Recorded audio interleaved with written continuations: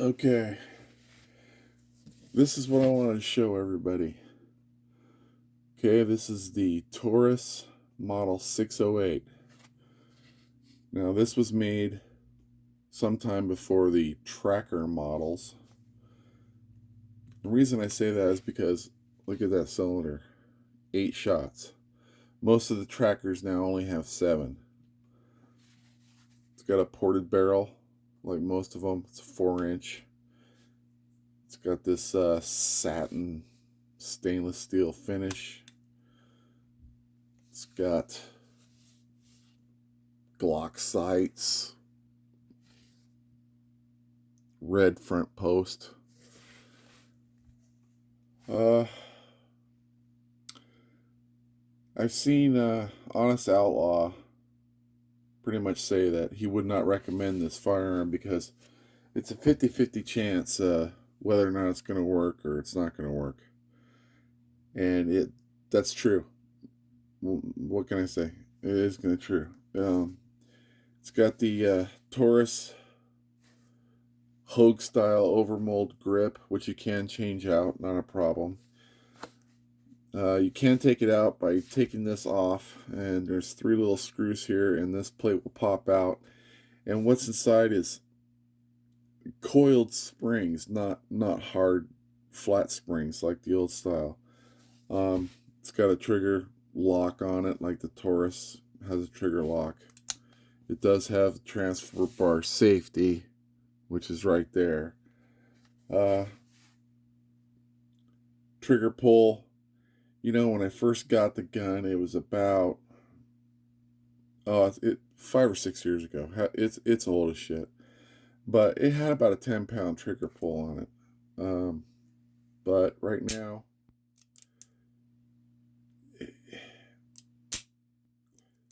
I don't know. It's down to about 6. Single pull.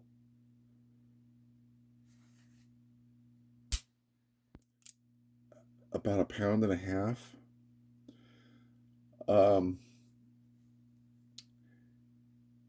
He also mentioned that he had put 400 or 500 rounds through it, which okay, he's a pretty good reviewer. I love his stuff. I'm not gonna lie. I watch him quite regularly. One thing. Look at this cylinder. One thing. It's huge, and it's in a massive frame, but good pistol ethics is, they like to do what's called a cowboy gun. They spin it and then they flick it closed. That's terrible for your gun, really bad. So what you should always do is hold it by the frame right here and click it in and then index it, okay? And he was talking about some slop. Okay, it has a little bit of slop. When it's cocked, it's got no slop. The forcing cone is, well, I don't know if you can see it or not, but it's pretty good. This whole thing is pretty good. It does have your up and down, and over here it's got your right to left for your windage and your elevation. It's pretty dead nuts. It's an accurate shooter. At first I thought maybe I was having some issues with it because it did go from a very heavy trigger to a very light trigger, and I thought maybe, oh boy, something's happening. Something's going on. But I shot some more, and the truth is, I disassembled the whole thing, and I took the plate off. I did everything. I greased and oiled the springs. I cleaned everything up. I put it all back together. I took it back out, and it is working better. I got to tell you, it's working better than most. It's good. Now, Sleepy Joe, he wants to limit rounds to 8. Well, this carries 8, and this is what it carries. Okay. That's a 357 Magnum 158 grain semi full metal jacket. that's got a lot of goddamn power to it. Okay, a lot. So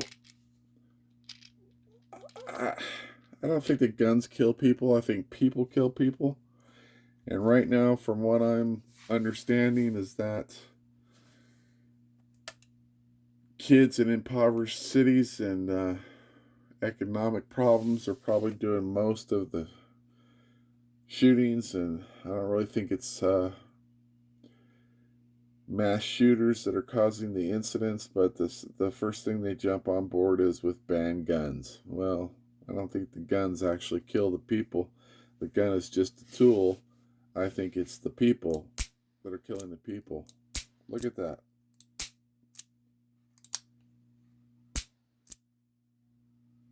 Excellent. So another thing Honest Outlaw did is he tested a 6-inch model, because it comes with a 6-inch model, or even an 8 3/8 frame. It comes out pretty. The barrel comes out pretty long, which does give you a longer sight radius, a better target acquisition. But for me, I just got the 4-inch because I believe that this will do the trick. I would depend. I would rely on this to save my life. Like I say, I don't have any problems with it.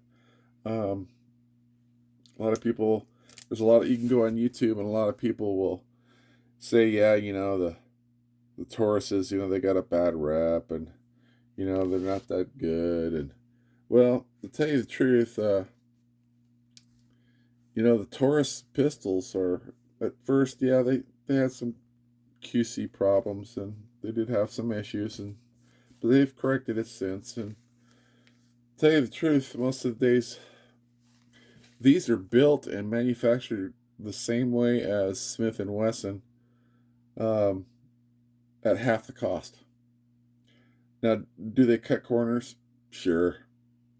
Do they cut corners that aesthetically really bother me? No. Have I ever had one fail? No. I've got one of these. I've got a model 692, which is another 357-38, and it has a swappable cylinder, so you can change it over to 9mm. That's also a great gun. I love that one. I have an EAA. Well, they call it here a Windicator, but actually in Germany, it's an all German gun. It's the Vindicator. It's in 357 Magnum. This is a heavy gun. It's about 44 ounces. It's pretty sturdy. It's pretty hefty. It's all steel, and therefore it really cuts down on recoil an awful lot. But like I say, man, it runs really good. It indexes very well. It's got a great sight picture. It's a satin stainless steel. Do you see a little bit more on it? Yeah, maybe you do. But you would too on a blued weapon as well. So whatever it is, I think it's a good gun. It comes with a hardened trigger, hardened hammer. Comes with a hardened steel trigger. I think you could probably see the difference in the coloring. It's a brighter silver here and a brighter silver there, and kind of the satin coating that they put on it here. So from what I've read, it's all hardened, and I've taken it apart, and the pieces look fine. I've shot about 150 rounds through this. 150. 38s and 357 are kind of hard to find these days, so I've not shot it as much. I do shoot the Lord's caliber an awful lot, which is the 45 ACP, and a lot of 9mm because it's readily available. But would I carry this? Yeah, I would. I think it'll put an awful lot of hurt, hate, and discontent on somebody, but if they're threatening me, myself, or my family, or my loved ones, it's a gun that's gonna do the trick. Okay, I've showed you it's unloaded. Here's the rounds for it. The barrel itself looks pretty good. I don't think I would change out these grips. They have some wood style ones, but I actually happen to like these, so I think I'm just going to keep it. It keeps the gun comfortably in your hands during shooting. I think it cuts down on recoil an awful lot. I have a lot, and I actually think this is probably one of my most prized possessions. I think it's a good firearm. You may hear some naysayers, you know, they want to stick by their Smiths and their Colts and their Rugers and all that good stuff, but this is made the exact same way as a Smith & Wesson, and I don't really see any problems with it, and I don't see spending an extra 500, 600 bucks on a name, especially if it works. You know, if I go out and buy a car and it doesn't run, what good is it? This runs. If I go out and buy a car and it needs tires, it needs tires. If it needs brakes, it needs brakes. The engine runs great, engine runs great. This happens to run just great. Maybe I'm a 50%er. I don't know. Maybe I did a good job. Maybe I got it. All I can say is good things about it. I have the tracker model, like I said, in the 692. It's a 3-inch, so it's, you know, about an inch shorter. It's a good gun as well. Only carries 7. Most revolvers carry 6. This carries 8. Like I said, 8 357 Magnum. Is it good for personal defense? Hell yeah. 8 rounds of 357 Magnum. That'll definitely put the hurt on somebody. So I think I'm going to keep it. I think it's pretty good. If you're in the market for a good 357 Magnum revolver wheel gun, I would definitely give this one a cruise. Maybe test fire it first. It doesn't take skill levels of a gunsmith to actually take it apart. I'm not a gunsmith. It's got 2 set screws in each side. It just comes right off. It's got springs inside. This plate comes off. This cylinder comes out. All you got to do is oil it up, clean it all up real good. There's detailed videos on YouTube on how to take everything apart, including the springs out, the trigger, the hammer, everything comes out. It all cleans up real nice. Lube it all up real good, keep it oiled. It should last a lifetime, and it should defend you if ever need be. So that's all I wanted to say. All right. Okay.